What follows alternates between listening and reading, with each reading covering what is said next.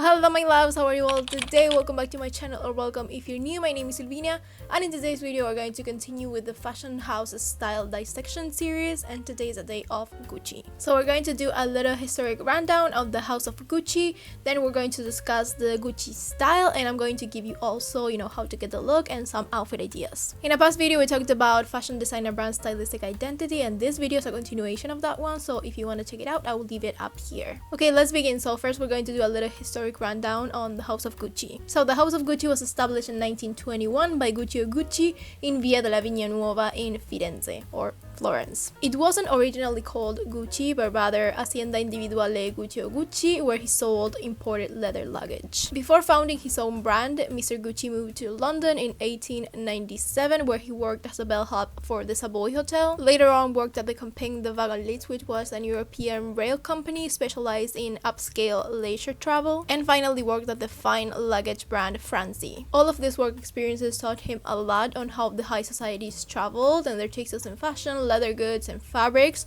which he later on applied to his own work. So fast forward to 1921, like we said, besides opening his own store, he also opened a small workshop where his own leather goods were made by local craftsmen. But very quickly the company grew to house 60 artisans, so obviously the workshop had to be expanded. The 1935 invasion of Ethiopia by Italy created a lot of international conflicts that restricted the trading of certain products with Italy. Among those was leather, which forced Mr. Gucci to start implementing other materials to his designs, for example wood, wicker, raffia, linen, and jute. At this point, the brand also created two of the more to come signature elements of the brand, like the rhomb motif, which is a print based on diamond shapes, and the cuoio grasso, which is a leather tanning technique which makes the leather soft, smooth, flexible, and resistant to scratches. In 1937, Gucci launched its first line of handbags. The next year, Gucci's son Aldo, which was already quite involved in the company, convinced him to open a new store in Rome and also launch more accessories or small leather goods like gloves, wallets, belts, and keychains. During the World War II, the brand continued to be on business by making boots for the Italian infantry and by replacing the usage of leather with canvas for handbags due to the shortage of materials during that period. These canvas handbags were also adorned with the signature double G symbol combined with the red and green bands, which will later on also become an iconic element of the brand. After the war, Gucci redistributed the shares of the company with his three sons, Aldo, Vasco, and Rodolfo. Before this, all of his sons and also his wife were quite involved in the company, but his eldest son, Aldo, was actually the one that, was the most involved of all of them and eventually took the lead. In 1947, the brand created the bamboo bag, which would make the brand later on an overnight status symbol after Ingrid Bergman used it and the film Journey to Italy. The GG insignia became an instant favorite of Hollywood actresses and European royalty. In 1952, the iconic loafers were created, but unfortunately, the next year in 1953, Gucci passed away. In that same year, the brand started an international expansion, opening its first store outside of Italy in New York, later on reaching other cities of the world like London, Palm Beach, Chicago, Los Angeles, Tokyo, Hong Kong, and so many others. In 1961, the bag 50s Constance was introduced, and it was later on renamed as the Jackie bag after Jackie Kennedy was photographed with it. She loved that bag so much and had it made in multiple different colors. In 1964, they introduced the double G logo for belt buckles and other accessory decorations. 2 years later, they designed the Flora scarf especially for Grace Kelly, the Princess of Monaco,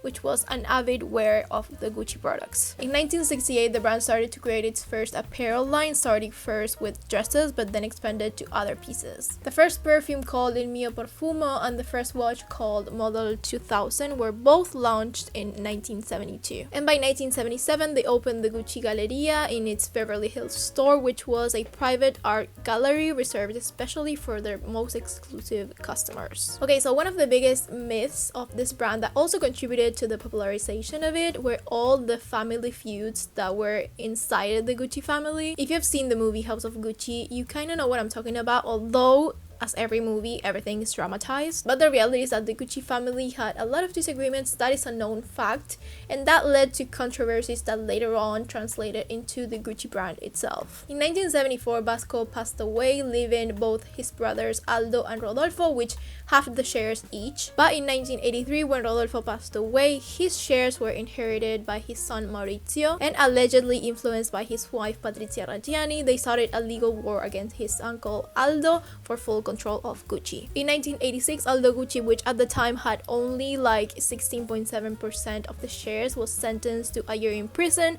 for tax evasion. In 1988, Maurizio sold almost half of Gucci to the investment fund Investcorp, which was the owner of Tiffany since 1984, and kept the other half to himself. So despite all of these family feuds, the sales on the Gucci products were actually doing very good during the 80s and early 90s. But the mass production of Gucci products during the 80s and also the high levels of counterfeit kind of devaluated the Gucci position as a luxury brand because it wasn't so exclusive anymore, and that obviously affected their numbers. In addition to this, Maurizio Gucci was blamed for spending huge amounts of money on the company's name, forcing Investcorp to buy the other 50% of the company in 1993, ending forever the Gucci family's involvement on the Gucci brand. In a necessity for renovation, in 1989, the company hired Dawn Mello as executive vice president and chief designer. She revived the brand by reducing the number of stores and products available to up-level the brand's exclusivity,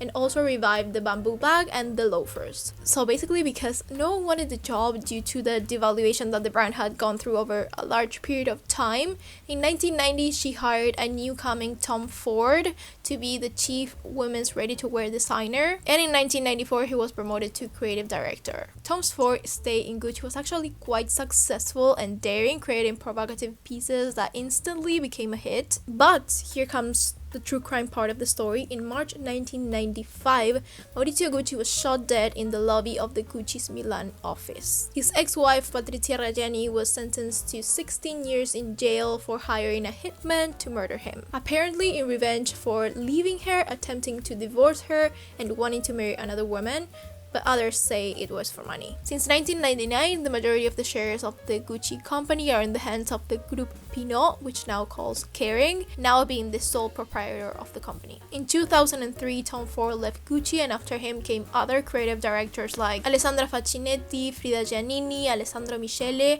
and the current Sabato De Sarno, but we'll talk about them later on. Okay, that story rundown was kind of long, right? So, okay, as we always do, if you remember my video on brand stylistic identity, we said that brands always follow under 3 categories.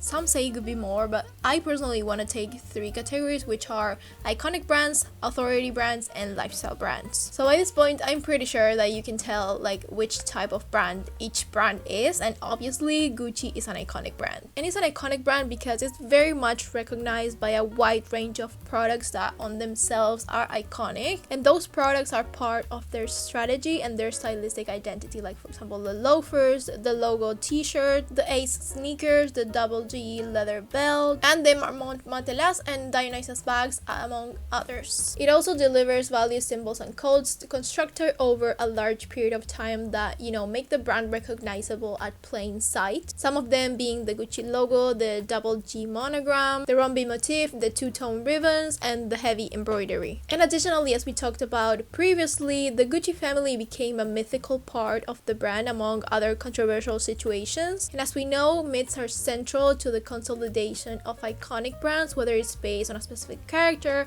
a situation, a product itself, or a perceived image. The mythical aspect of a brand is what makes people talk about it, recognize it, and share values with it. Okay, at this point I want to make a little break and say that I know that I have done other iconic brands and lifestyle brands in the past, and you may be wondering like, when am I going to do an authority brand? And I will, but I just wanted to, fulfill your wishes. Some of you have asked me other brands that are not authority, like this one and others, so I want to fulfill your wishes, but I want you to know that I'm gonna do an authority brand soon, I promise. The reality is that nowadays it's so much easier to find iconic brands than the other 2 categories, because not every brand can be virtually focused on a specific product or line of products to become an authority in it or create an entirely new product. And not every brand has the capacity or desire to live by a specific lifestyle or represent a social group. Although there's certainly a rising of lifestyle brands in the recent years, and some iconic brands are transitioning to be more lifestyle brands, just so you know. But moving on, Gucci is a very much loved brand by its followers, and the amount of times that we have seen a head-to-toe Gucci logo-based outfit shows you how icon-based the brand is.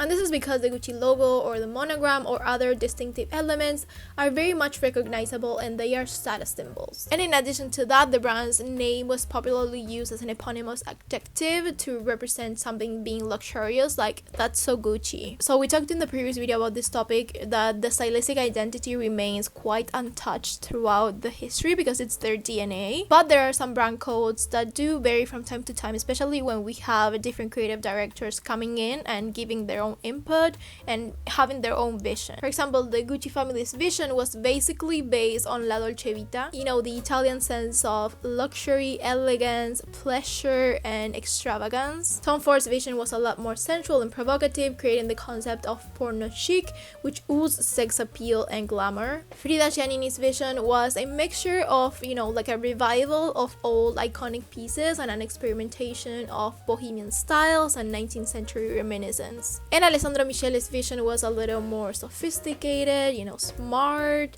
romantic, and a little more androgynous, with a modern return to the classics and the creation of new classics and new iconic pieces like the Dionysus bag. So since the Gucci family were originally horse-mount manufacturers since the 1400s, a lot of the Gucci stylistic elements and details refer to writing and take inspiration from it, like the two-tone ribbons and the metallic buckles in a horse-bit stirrup shape, among others. Therefore, the whole identity of the brand is based on the concept of made in Italy, which is also its trademark and its Italian roots. We have talked in a previous video that brands that do have like a very deep-rooted sense of, you know, heritage and belonging develop their strategies based on localization, and that is exactly what Gucci does. Italian products have often been associated with quality and high levels of craftsmanship and elegance, high specialization and differentiation, and, you know, the whole concept of luxury. So as we said, the Gucci style has evolved over time under the influence of different creative directors, but it is often characterized by several distinctive elements that have become, you know, synonymous of the brand. Number one is that in recent years, Gucci has, you know, embraced like a whole eclectic and maximalist aesthetic. Creative directors like Alessandro Michele have blended so many different influences and eras and cultural references that make the style very bold and unconventional. The brand incorporates a mix of different colors and prints and textures, which create a visually rich and eclectic look. Number two is that it's retro and vintage inspired. So Gucci frequently, you know, takes inspiration from the past, especially from the 60s and 70s. Nostalgic elements like oversized eyewear and flare bottoms, ruffled colors, and pussy bows are so very prominent in their designs. And, you know, other vintage inspired motifs like the GG logo and flower prints and animal prints also are very present in their collections. Number three is that Gucci is known for its meticulous attention to detail. So we can see a lot of elaborate embellishment like sequins, appliques, embroidery, beading, and so many others. And also intricate hardware, you know, a lot of clasps and chains and buckles, which adds a luxurious touch. Number four is that Gucci seamlessly blends elements from the high and low culture. They juxtapose high-end materials and craftsmanship with streetwear inspired silhouettes that create, you know, a very interesting and contemporary contrast. This fusion is also like very smart in terms of business because it appeals to different demographics. Number five is that Gucci challenges gender norms by embracing a more gender fluid approach to fashion. Their designs often feature more androgynous silhouettes, blurring the line between menswear and women's wear. And number six is their logo-centric designs. Gucci's double G logo has become like the central part of their identity, and that logo is incorporated in so many different designs. You know, it could be handbags, it could be sneakers, it could be clothes, whatever you want. And they actually really embrace their logo-centric designs. They don't shy away from them,